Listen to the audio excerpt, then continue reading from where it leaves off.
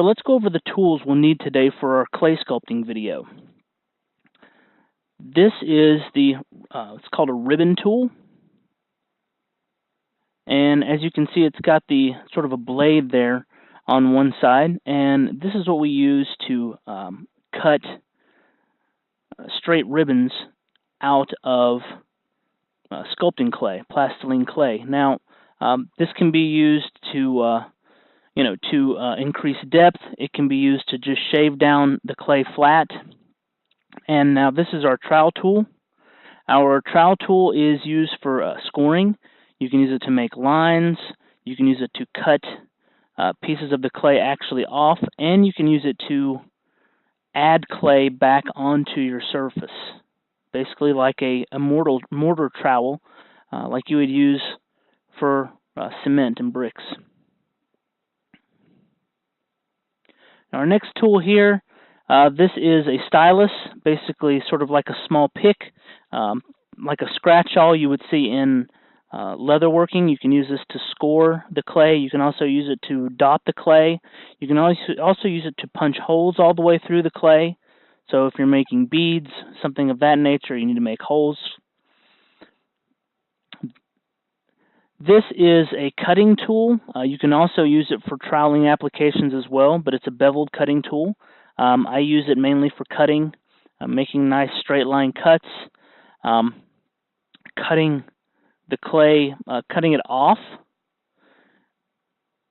As you can see here, you can also make sort of beveled cuts with it, and you can even cut chunks of clay out with it fairly easily, as we're going to see here in just a second. So right here, we're going to use it as a trowel. And then here's where you can use it to actually cut a piece of the clay away. You can use it for making specific looks, specific parts and shapes. And now this is just one of many sort of blade spatulas. And it's mainly used for sculpting the clay. It can also cut into the clay, just like this. And it makes nice smooth cuts. And then you can actually use it to blend the clay, so you can blend with it as well. And those are the tools that we're going to be using in this video. Now here we have the clay sculpt that I'm working on for this helmet. And all I'm doing here is I'm getting a general shape into the helmet of the clay of what I want. I'm going for a sort of a fin that tapers down to the back, and also has some details there on the back similar to my Starbreaker helmet, for those of you who've seen that before. But basically you're taking these small lumps of clay and you're putting them together to create this really large sort of piece that you're going to, that has a similar look, sort of a basic look to what you're going for ultimately, and then you will carve that down and you'll refine that shape down to your final, piece before you mold it in silicone. But here you can see the basic shape. You can see the fin there, and you can see how much there's a lot of clay on this, because there had to be. I had to put enough clay on it so that I could properly tool it down and sculpt it, so that it would look appropriate. As you're sculpting clay, you really don't want to have to go back and add on top of a sculpt you've already done. So it's better to start out with a lot of clay and just whittle your way down. And here you can see I'm continuing to put more clay on what I've already put on the helmet. I'm adding more and more clay because I really want to get a good base to start carving down. And I just use my thumb here and I'm just blending it all together, flattening it all out so I can get a nice even thickness all around. That makes it a lot easier to sculpt, as if you've got sort of an even thickness, especially on something of this nature that's flat.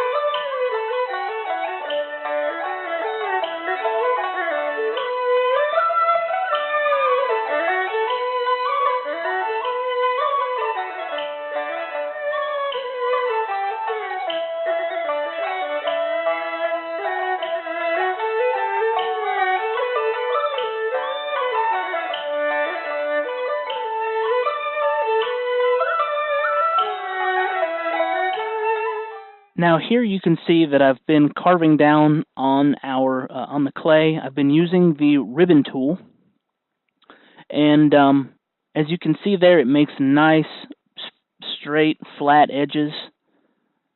Perfect if you're making, if you've got to focus on making straight lines on an item that where you're molding on top of it. When it's a curved item like this is, or a domed item like the helmet is, it's very difficult to get those straight lines in. So the ribbon tool is really it's sort of an imperative tool to have to get those nice straight lines to meet the contour of the helmet appropriately. Otherwise, you're going to have kind of lumpy lines, and your surfaces that you're trying to make flat, they're going to require a lot of cleanup after you've molded and cast them in in resin or even in metal or whatever you've done. They're going to require a whole lot of cleanup. So it's really better if you just if you take the time and use the ribbon tool and just flatten it out as best as you can. And you're really going to you really need to watch what you're doing when you do this, because the ribbon tool it only moves as steady as your hand. So if your hands are not very steady, or if you're not paying attention, you can dig into the clay. Now you want to feel the clay, the surface of the clay that you're using the ribbon tool on. If you want that surface to be flat, you need to feel it often to make sure that it feels flat to the touch. If you don't, then really you're just going by eyesight alone, and that's not really going to that's not going to give you all of the details that you need to make sure that your flat surface is as flat as it should be. So use your senses, use your touch and your sight. Don't just rely on one. You need to use both touch and sight when you're flattening this out. Now, another thing again to remember is you're never going to get it perfectly flat. Once this item is cast, you're going to have to go over it and do a little bit of sanding. It's really difficult to get it perfectly flat. I like to feel the edges and just make sure that the edges are nice and flat and straight. And as you can see here, I go in and I take the ribbon tool and I really try to straighten those edges out. Now, do they remain nice and straight all the time? Well, they may not be perfectly straight, but they're they're pretty darn straight.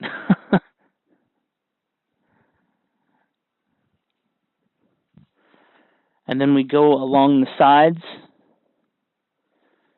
just to make sure that we don't have any lumpy areas sticking out. And we do this on the entire side of the fin. We make sure that that we don't have any lumpy, any lumps or anything like that. And you can see from the video here, it's relatively flat. The main thing is patience. You really want to be patient. You don't want to apply too much pressure, because you will dig into this clay. It doesn't matter how firm your plastiline clay is, and this clay here is extremely firm. And here I'm using the ribbon tool again on the other side, and I'm actually pulling off a good chunk of clay with it. As you can see there, I'm really carving that clay down.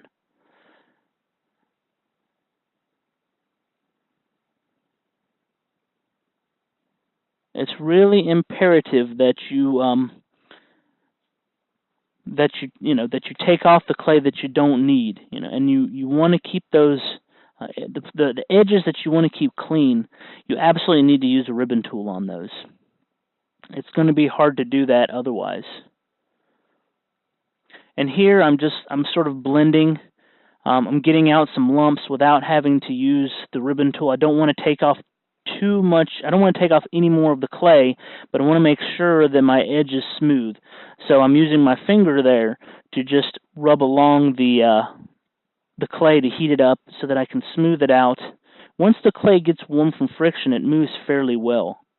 I keep a big tub of plastiline clay sitting on a heater because I don't want it to get, and the heater's not very high. I think it's like, it's a medium temperature, and I don't want the clay itself to liquefy, but I want it to be warm enough so that I can move it without having to sit there and use my hands a lot.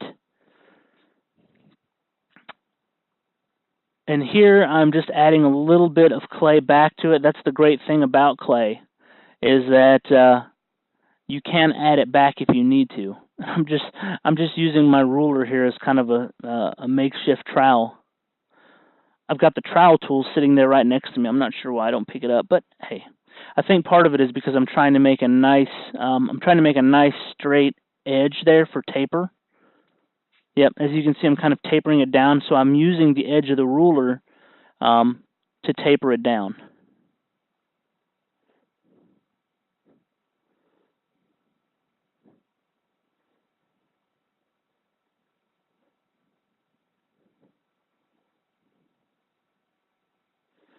And here I get the bevel tool, the bevel cutter, and I'm actually using the bevel cutter more as a trowel at this point,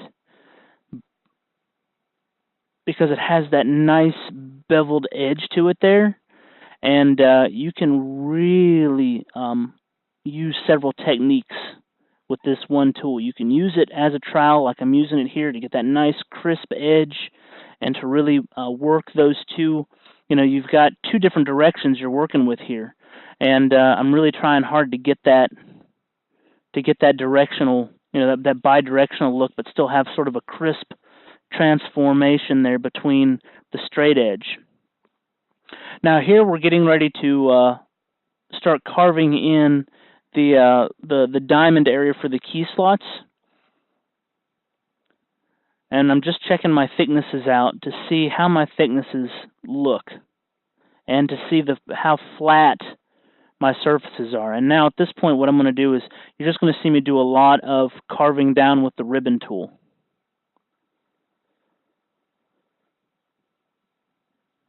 The ribbon tool is it's so nice. I think I use it more than I use any other tool in this to make this fin.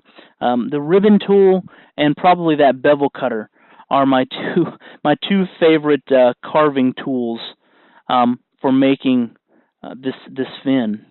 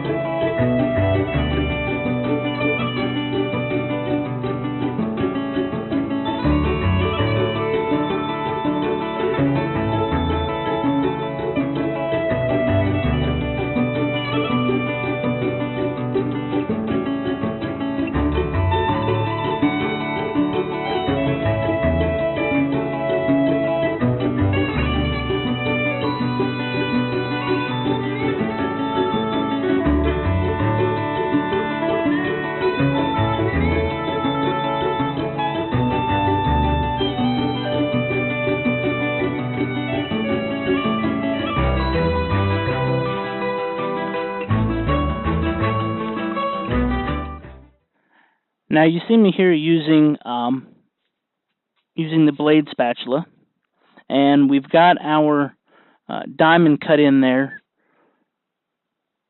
and we've got our sort of upper fin there shaped out real well. And what I'm doing is I'm using this spatula blade here for I'm just crisping up that inside line there, making sure it's nice and crisp, getting rid of any any bits of clay that don't need to be there.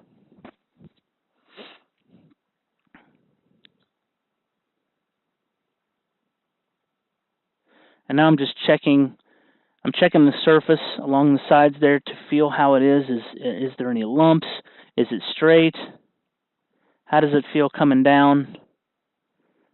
You want it to be nice and smooth, so the best way to tell that is with your fingers. And you can use your fingers to kind of smooth it out. That's what I'm doing here. I'm just using my fingers to smooth the sides.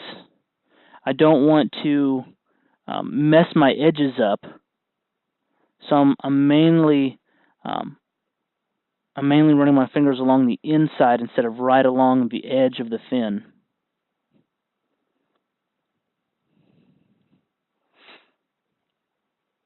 Now here I'm making the small little diamond insignia that goes under where the key slots are at, and I have cut out a small template out of cardboard. This is actually my Mark 6 my Mark 6 armor's chest diamond. It was actually the perfect size. So I'm sorry about the shadow here. There's a nice little shadow of me that's getting in the way. But I do measure it up. I mean, you want to make sure that that when you put a piece like this on, when you sculpt a part that you're going to put onto a larger sculpted part, you want to make sure that you measure and trim so that you don't pass any boundaries that you've set for the item. So this specific little diamond here, I wanted it to go below the where the key slots are going to be. But I also wanted to make sure that I had about 1/4 of an inch of space from the bottom of the clay there at the back. That little part that goes down all the way down to the bottom of the helmet. I wanted there to be some space there, so I measured it, and then I just cut to make sure that it would fit nicely. This piece also gets cut in the center, which we will see that here in just a moment.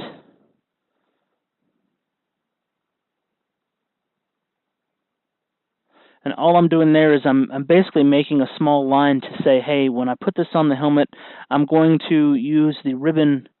I'm going to use the ribbon cutter to cut this down to this line. So here we go. I'm just loosely putting it on the helmet, and just with barely enough pressure there for it to stick, and then I take it off. I make sure I fix it, anywhere where I might have applied too much pressure with my fingers.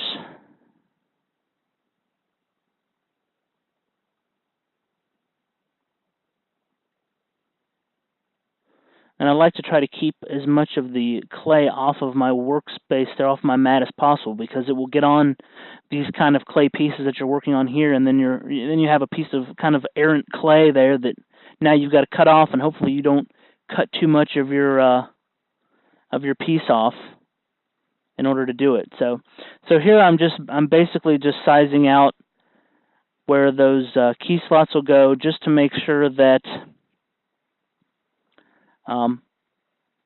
that this diamond piece that I put on there isn't going to go past the edges of that. I mean, I want everything to be nice and squared and lined up. So,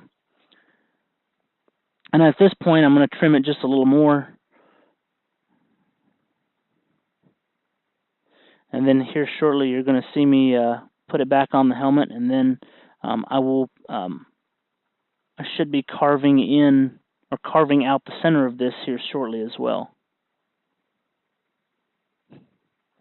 But I'm using the trowel tool to do this cutting with, because on a short cut like this, on a small piece, that trowel cuts right through in one go, and you don't have to worry about, running the trowel down a line or anything like that and relying on a steady hand. I'm using it here too to cut out the center, and I get smart real quick and realize, hey, I need my ruler to make this straight edge.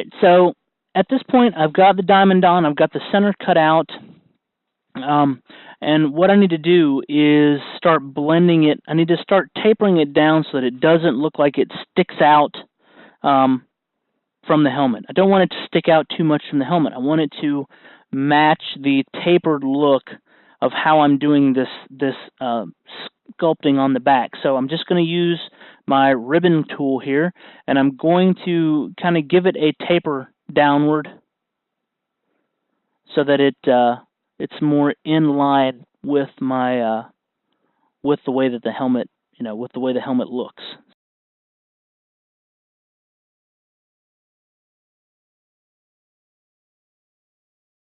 All right, so I'm measuring where I want to put the cut-in area for the key slots. Now, this area is going to taper down. It's going to be wider at the top than it is at the bottom when it comes to the clay material once I'm done here. So I want to I just want to get this rectangular area marked and cut out, and to do that I'm using my ruler to make sure everything is nice and straight and even, and then I'm just using my my bevel cutting tool here to run along the ruler and score it. Once the score is done, that's really half the battle right there. But this is how we add depth to the clay. I mean, you've got to measure out the area that you're trying to score up, or dig out, or reduce, or especially when you're doing a square edge. When you're doing a very squared off edge like this, you want to make sure that that you measure it out appropriately so that both sides are even.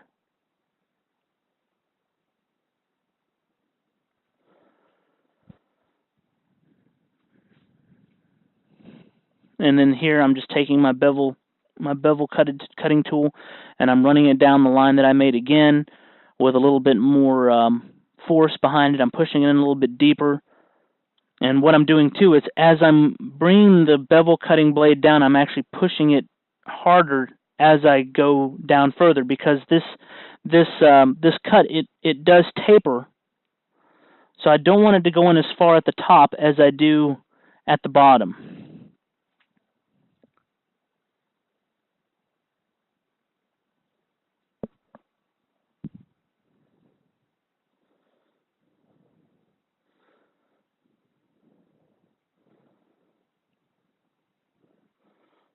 And then I'm using my ribbon cutting tool at this point to go ahead and start cutting it out. And you're going to see how I taper this with the ribbon cutting tool.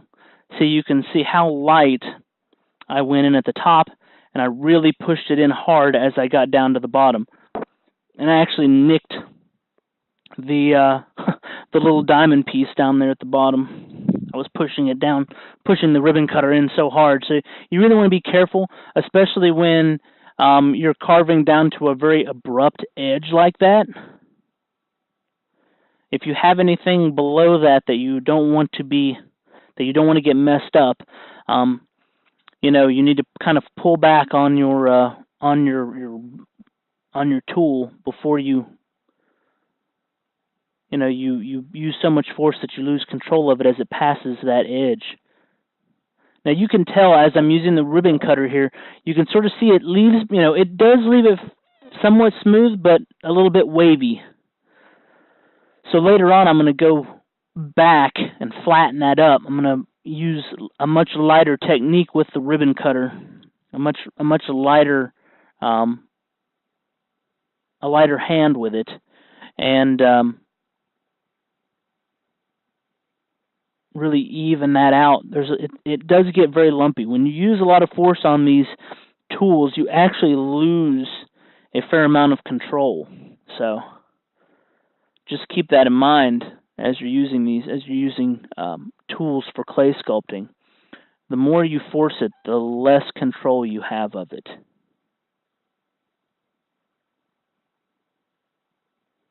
And here I'm just using the spatula to make sure that my angles are nice and straight and flat, especially after doing all that cutting, all that carving. You want to go back. You want to do this frequently. You've got to go in there and fix your edges. If you have that abrupt edge like that, especially because that edge is basically two angles converging at an apex. So you want to use your spatula or a tool to make sure those edges stay nice and straight and flat. Now you can see I'm going a bit lighter. My touch is a bit lighter with the tool this time, and because of that, I get a much straighter, much straighter pull. My hand is a lot more steady as I do this. Another thing too is speed.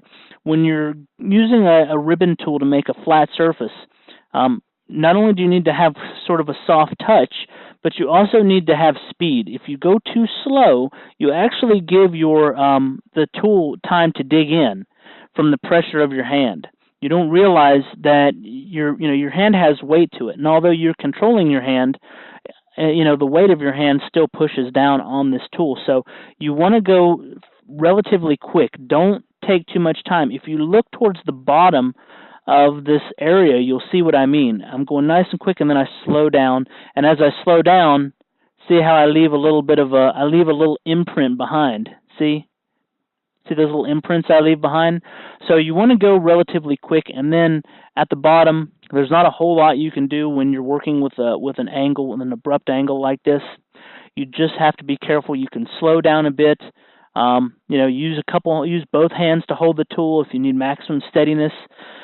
But then what I'm doing here too is I'm taking the beveled blade, and I'm going along the inside edge just to make sure, and the outside edge, to make sure they stay nice and crisp. I really want to conserve those edges while I'm doing this. It's very important. I want those edges to be crisp because this piece is actually going to be casted out of aluminum, and the more that you can the longer you can keep those edges crisp, you're going to save yourself a lot of cleanup time on that aluminum trying to get those crisp edges back.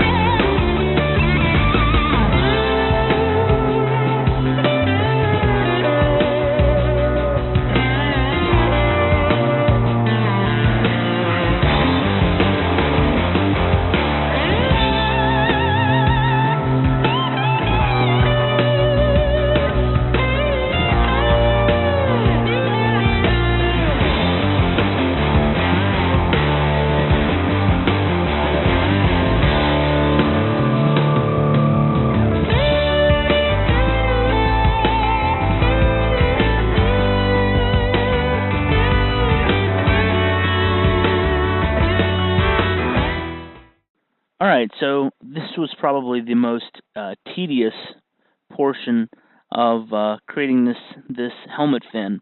And here you're watching me um, put the Mandoa fonts for the words on this fin into the clay. And what I'm doing is I'm using the stylus to go over a piece of paper with the actual printed words on there.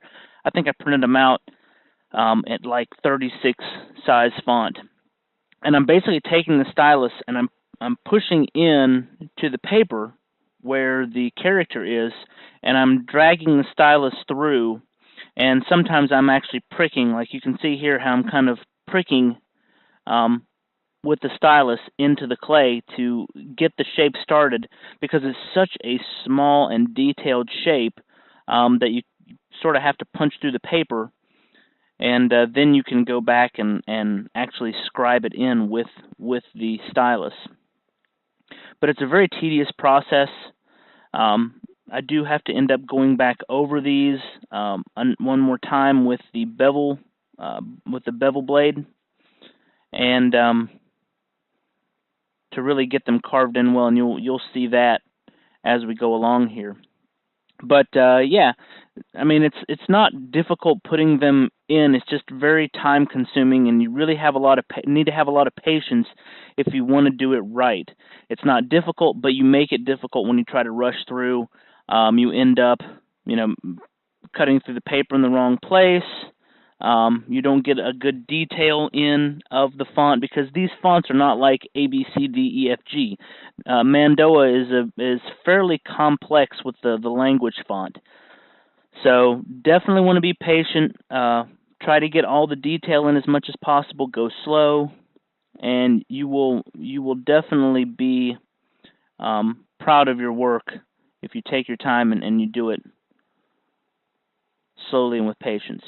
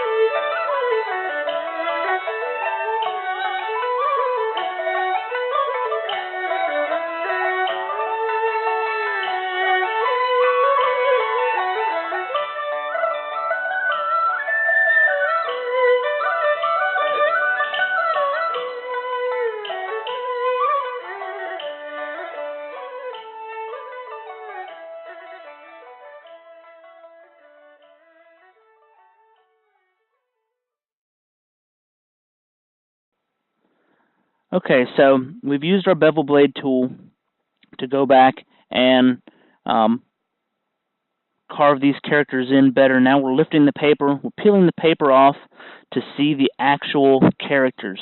And I mean, honestly, when you look at them, they've turned out really well. Um, you don't want to throw away your sheet, your paper transfer.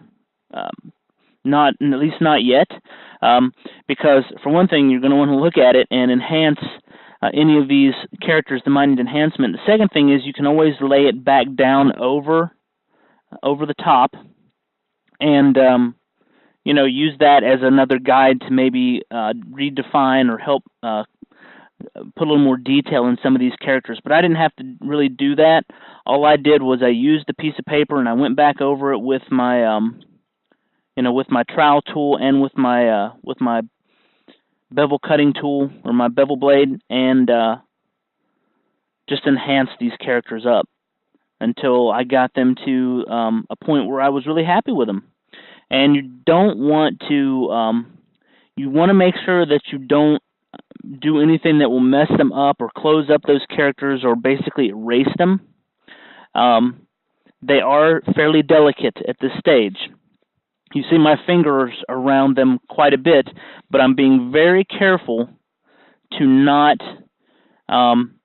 push down too hard as to erase them. All I'm basically doing is keeping the clay that has risen up on each side from staying, from building up. I'm just kind of pushing it down real lightly without messing the character up. So you can see how I'm doing it there, and it doesn't really affect the character. It's just keeping the clay from building up. And here we have our sculpted fin with the Mandoa fonts in there. Now she's ready to mold in silicone for our metal casting. So yeah, hopefully you've learned something with this Warmaster's workshop. Sculpting is super easy, and I look forward to seeing what you can do with a little bit of plastilina clay and $17 worth of tools.